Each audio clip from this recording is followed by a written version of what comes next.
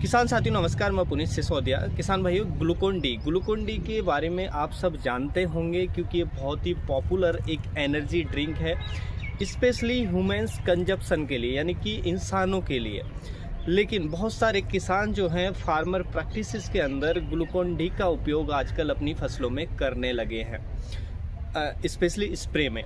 तो देखिए, आज की इस वीडियो में हम बात करेंगे ग्लूकोन डी का क्या बेनिफिट होता है, क्या क्या इसके फ़ायदे होते हैं, क्या क्या इसके नुकसान हो सकते हैं। तो डिटेल में अगर आप ग्लूकोन डी के फ़ायदे जानने चाहते हैं तो डिटेल में हम इसमें बताएंगे आपको, और क्या नुकसान हो सकते हैं, और जब स्प्रे करना है तो कौन सी कंडीशन में आपको इसका स्प्रे करें जिससे आपको बेनिफिट मिलेगा, और क्या आपको डोज रखनी चाहिए, वो सब इस वीडियो में बात करेंगे। वीडियो इन्फॉर्मेटिव होगा। वीडियो को लाइक, शेयर एंड सब्सक्राइब करना बिल्कुल भी ना भूलें। तो चलिए जानते हैं। देखिए, जो हमारा ग्लूकोन डी होता है उसके अंदर ग्लूकोज होता है, ये आप सब जानते हैं।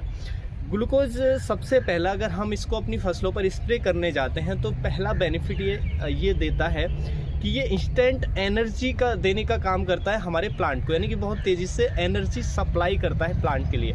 आप सब जानते हैं पौधा फोटोसिंथेसिस के माध्यम से जो हमारा पौधा है वो ग्लूकोज बनाता है, यानी कि वो बनाता है जिससे उसको एनर्जी मिलती है प्लांट को।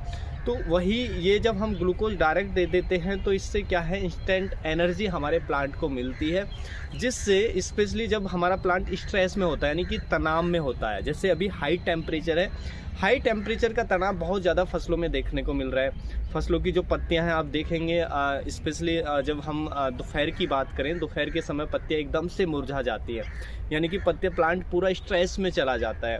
उसके साथ साथ पत्तियां बर्न होने लगती हैं, तो बहुत सारी समस्याएं आती हैं। तो ज़्यादा कीट का अटैक, अभी सकिंग पेस्ट का अटैक भी हमें देखने को मिल रहा है। तो इस कंडीशन में यदि हम इसका स्प्रे अपनी फसलों पर लेते हैं हाई टेम्परेचर के दौरान, जब प्लांट सूखे की स्थिति झेल रहा है, प्लांट हाई टेम्परेचर को झेल रहा है, जो हमारा क्रॉप है, फसल है, वो पूरी की पूरी तनाव में है, उसके साथ साथ उस पर ऊपर से सकिंग पेस्ट, रस चूसक कीटों का अटैक है, उसके कारण फसल तनाव में है, तो उस समय यदि हम इसका उपयोग करते हैं तो इंस्टेंट एनर्जी सप्लाई करता है प्लांट को, जिससे प्लांट को बहुत तेज़ी से रिकवर करता है, उस स्ट्रेस से, तनाव से निकालने में ये मदद करता है। तो ये इसका बेनिफिट होता है, यानी कि बहुत तेज़ी से काम करता है जब हम इसको यूज करते हैं, स्पेशली जब हमारा प्लांट स्ट्रेस में है।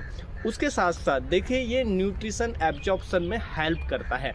मान लीजिए आप इसको किसी फर्टिलाइज़र, माइक्रोन्यूट्रेंट के साथ, या किसी और फर्टिलाइज़र जो हमारे वाटर सॉल्युबल फर्टिलाइज़र हैं जिनको हम स्प्रे में यूज करते हैं, उनके साथ इसको मिक्स करके स्प्रे में आप दे रहे हैं, तो उस समय ये क्या काम करेगा, उनके साथ देने से ये हेल्प करेगा कि जो हम न्यूट्रिशन दे रहे हैं, जो भी माइक्रोन्यूट्रेंट दे रहे हैं, ये तो एनर्जी देगा ही देगा प्लांट को, इंस्टेंट एनर्जी देगा प्लांट को, एकदम रिलैक्स करेगा, सभी तनाव से निकालने में हेल्प करेगा। उसके साथ साथ जो फर्टिलाइज़र दे रहे हैं उसके एब्जॉर्प्शन को बढ़ा देता है, पत्तियों के माध्यम से वो ज़्यादा अंदर प्लांट के अंदर जा पाता है, जिससे उसके हमें काफ़ी अच्छे रिजल्ट देखने को मिलते हैं, जो भी माइक्रोन्यूट्रेंट टॉनिक जो भी आप दे रहे हैं। उसके साथ साथ तीसरा बेनिफिट इसका जो हमें देखने को मिलता है कि ये प्लांट के अंदर फोटोसिंथेसिस को तेज कर देता है, क्योंकि देखिए जब ये हमारे प्लांट को तुरंत एनर्जी सप्लाई करता है तो उससे क्या है, प्लांट स्ट्रेस से निकलता है, तो प्लांट एकदम से उसमें तेज़ी से जो फोटोसिंथेसिस है उसकी जो प्रक्रिया है वो फास्ट होती है।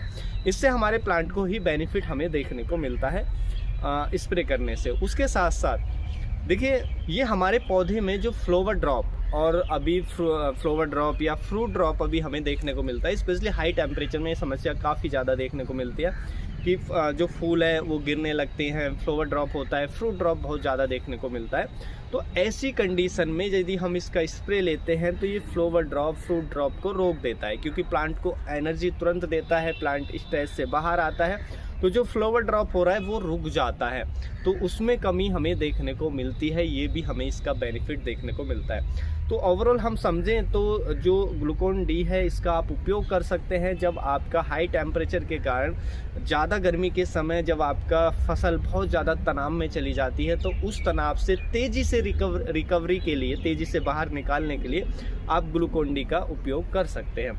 उसके साथ साथ देखिए, इसका एक और बेनिफिट हमें देखने को मिलता है कि मान लीजिए आप कोई केमिकल स्प्रे कर रहे हैं हाई टेम्परेचर में स्पेशली, और आपने उसकी ओवरडोज दे दी है, हाई टेम्परेचर हो या किसी भी समय आपने ओवरडोज आपने दे दी है प्लांट को, जिसके बाद आप देख रहे हैं कि हमने जैसे ही केमिकल का स्प्रे किया, कोई भी फंजीसाइड, इंसेक्टिसाइड, ओवरडोज होने के कारण पत्तियों में बर्निंग आने लगती है, यानी कि पत्तियां जलने लगती है।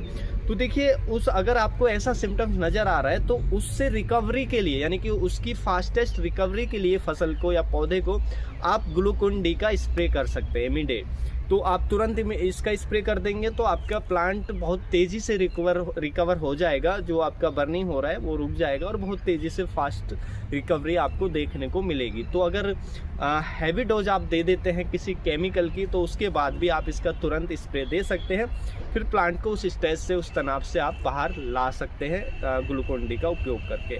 अब देखिए इसके हमें कुछ नुकसान भी हो सकते हैं। देखिए ये क्या है, एकदम बहुत तेज़ी से इंस्टेंट एनर्जी देने का काम करता है। तो एक तो यदि आप देखिए इसमें ग्लूकोज है, ये एक यानी कि शुगर है एक तरह का।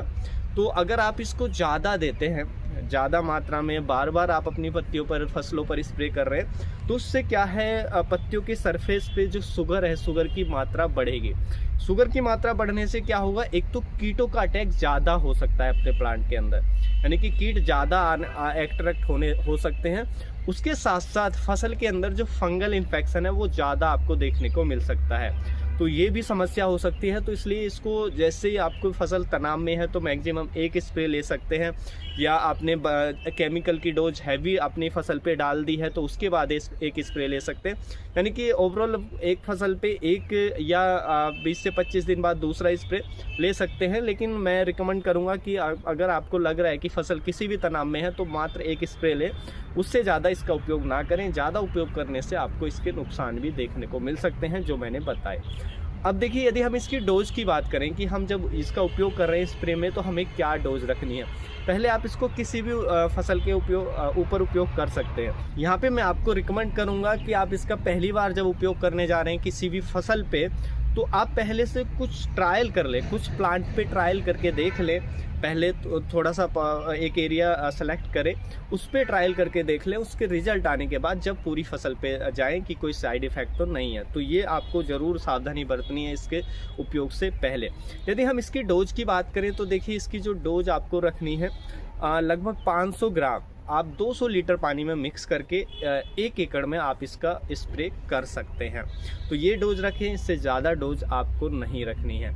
यदि बात करें इसके प्राइस की, कीमत की, तो देखिए आधा केजी का लगभग आपको 200 से 250 रुपये की रेंज में आधा केजी आपको ये देखने को मिल जाएगा। तो यही प्राइस रेंज में आपको मिलेगा। तो आप इसको मैं रिकमेंड नहीं करूँगा किसी फंजीसाइड, इंसेक्टिसाइड के साथ। हाँ, कोई माइक्रोन्यूट्रेंट देने, कोई टॉनिक देने, उसके साथ आप इसको दे सकते हैं।